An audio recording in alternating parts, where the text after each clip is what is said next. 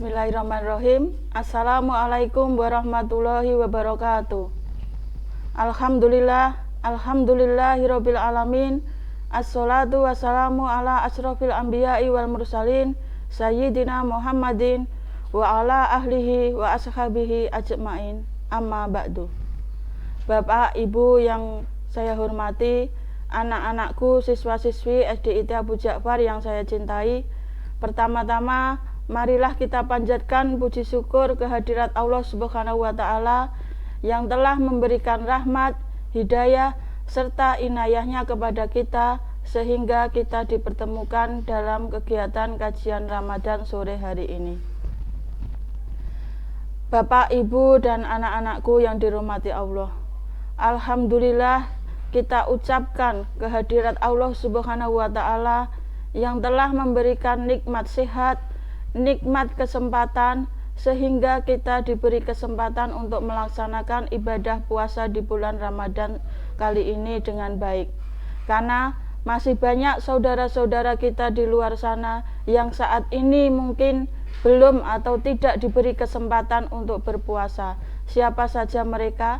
Di antara mereka ada orang yang saat ini sedang sakit, atau mungkin orang yang saat ini sedang dalam perjalanan atau musafir.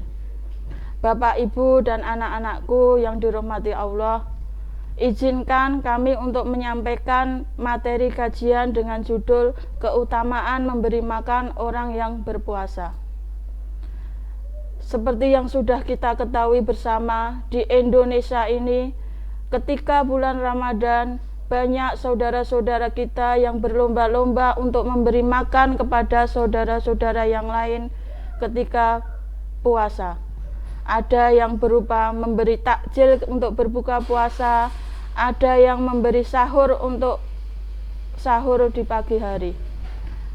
Anak-anakku, apa saja keutamaan orang yang memberi makan orang yang berpuasa? Yang pertama, keutamaan orang yang memberi makan orang yang berpuasa adalah mendapat pahala sama seperti orang yang berpuasa. Seperti yang tadi sudah Ustadzah sebutkan di depan, banyak di antara saudara-saudara kita yang saat ini belum atau tidak diberi kesempatan untuk berpuasa. Siapa saja mereka? Yang pertama, ada orang yang saat ini sedang sakit, di mana ketika nanti mereka berpuasa justru akan memperparah sakitnya. Yang kedua, ada orang-orang yang sudah lanjut usia, yang memang sudah tidak mampu atau tidak kuat untuk berpuasa. Yang ketiga, ada orang yang sedang dalam perjalanan atau musafir. Yang keempat, ada orang yang bekerja keras, bekerja berat seperti bapak-bapak tukang bangunan atau mungkin bapak petani yang ketika mereka nanti puasa akan memperberat keadaannya. Terus yang kelima, ada ibu hamil atau ibu menyusui yang ketika mereka nanti berpuasa akan mempersulit perkembangan dari janin atau bayi yang dikandungnya. Dan yang keenam, ada wanita haid ataupun wanita nifas yang memang dilarang untuk berpuasa. Tentunya mereka ingin mendapat pahala sama seperti kita yang berpuasa. Nah, bagaimana caranya? Salah satunya dengan memberi makan orang yang berpuasa. Dalam sebuah hadis yang berbunyi, man fattara shaiman kana lahu mislu ajrihi Ugoiro annahu la yanqusu min ajri shaimi syai'an. Siapa yang memberi makan orang yang berpuasa, maka baginya pahala seperti orang yang berpuasa, tanpa mengurangi pahala orang yang berpuasa sedikit pun. Hadis riwayat Tirmidzi. Itulah anak-anakku keutamaan orang yang memberi makan orang yang berpuasa. Yang pertama adalah mendapat pahala sama seperti orang yang berpuasa.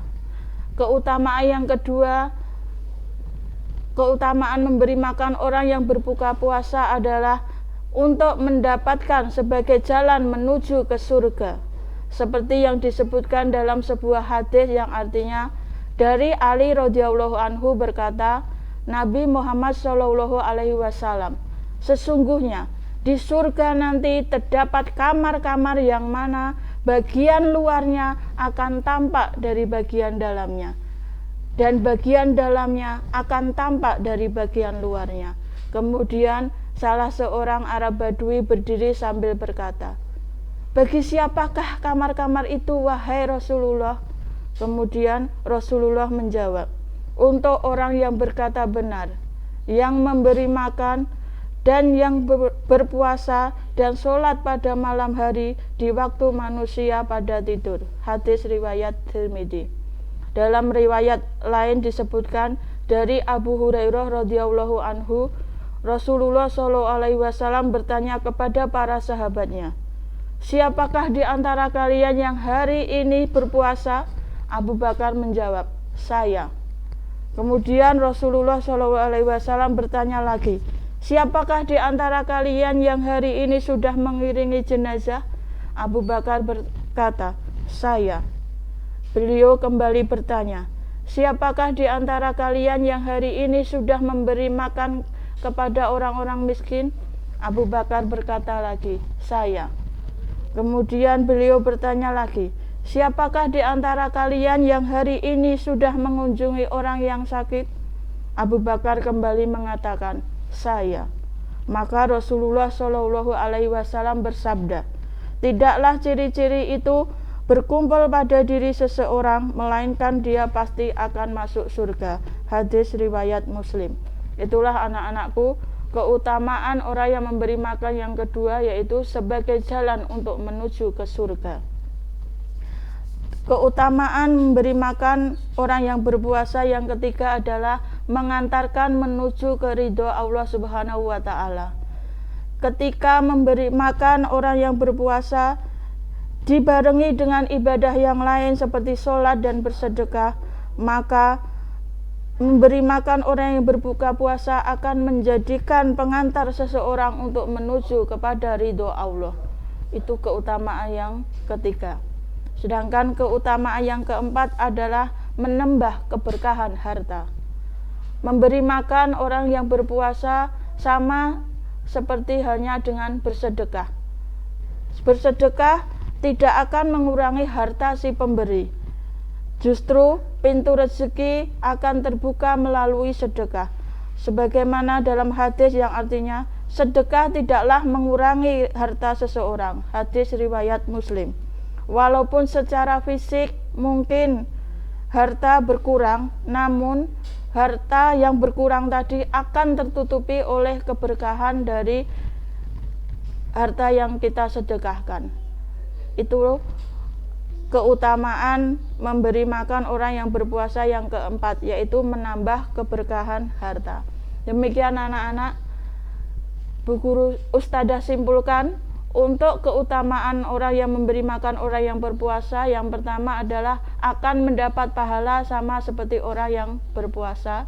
Yang kedua, akan sebagai jalan menuju ke surga. Yang keempat, mengantarkan menuju ridho Allah. Dan yang keempat, menambah keberkahan harta.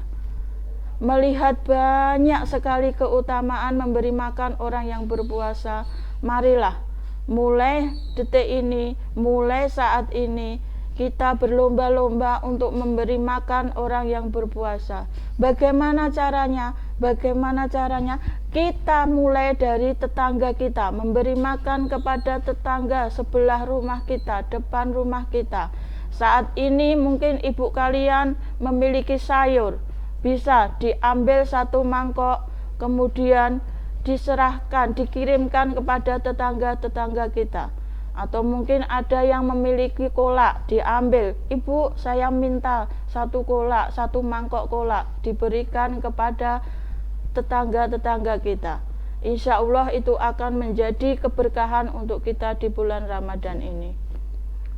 Demikian anak-anak, keutamaan dalam memberikan makan orang yang berpuasa. Mari mulai saat ini kita berlomba-lomba untuk memberikan makan orang yang berpuasa. Demikian yang Bu Ustadzah sampaikan.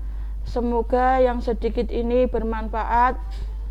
Apabila ada salahnya, itu datangnya dari saya pribadi, dan apabila ada baiknya, itu datangnya dari Allah Subhanahu wa Ta'ala. Tetap semangat berpuasa, tingkatkan amal baik di bulan Ramadan ini, terus berbakti kepada kedua orang tua, dan Ustadzah ucapkan selamat berbuka puasa. Lillahi taufiq wal hidayah. Wassalamualaikum warahmatullahi wabarakatuh.